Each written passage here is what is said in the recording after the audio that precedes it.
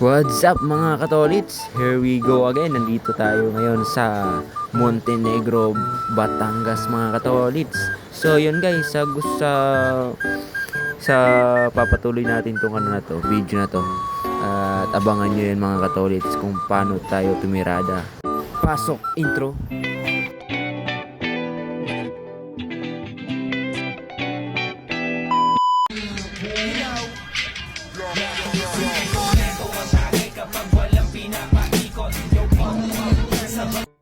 So yun nga mga katolits, nandito tayo ngayon sa Montenegro. So meron silang Casanova Sports Center. So nandito yung bowling center natin mga katolits na duck pin na 16 lanes and apat na 4 GS90 92. So yun guys, flex ko lang guys, nandito tayo ngayon at sinacycle natin ang machine. So that time nga mga katolits, medyo nagka-problema tayo. So yun, hinahanap natin kung anong mga sakit. Kasi nga guys, parang lang yan mga katolits, parang barko. So sa barko, ang need asikasuhin ng mga seaman mga katolits, yung mga kalawang. So dito guys, same, halos parehas lang. Ang pinagkaiba lang nito guys, yung design niya. So ang kadalasan dito guys, mechanical. So pag hindi ka talaga maalam sa mechanical, mahihirapan ka guys. So unang natutunan nun guys, yung mechanical bago po yung mga electrical. Tapos yun, hanggang sa mag-grow ka. So dyan guys, nagka-problema nga tayo dyan kasi nga nag-error problem mga katolits. Nag-say 70, 71, 72.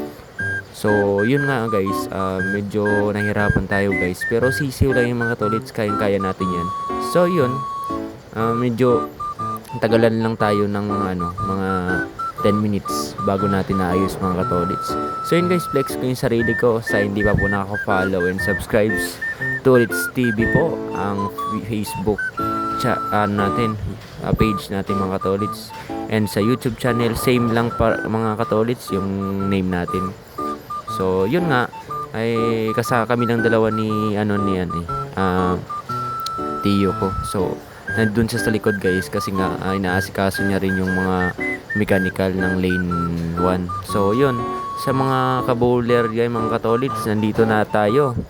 Nasa Batangas na tayo mga katolits. Sa gustong maglaro, opening na po sila guys.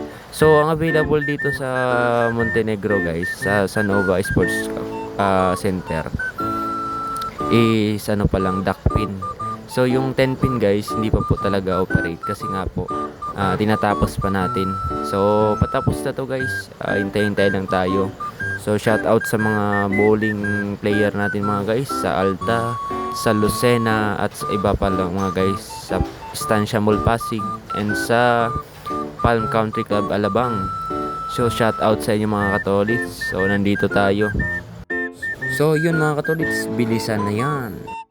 So yun mga katolits, abangan nyo mga katolits yung yung gagawin natin na content sa darating na araw mga katolits. So talagang medyo na-busy tayo ngayon mga katolits, kaya ito lang medyo na nagawa natin. So and dito naman mga katolits, ito piplex ko mga katolits yung paano duck pin machine natin mga katolits, kung paano operate. So yun guys, kung makikita nyo mga katolits yung mga video natin nung nakaraan, nakikita nyo naman yung pag-operate ng GS98 na machine at GSX and yung mga GS92. So yun guys, yung pinakita ko kanina guys is yun po yung GS92. So ito po yung duck pin.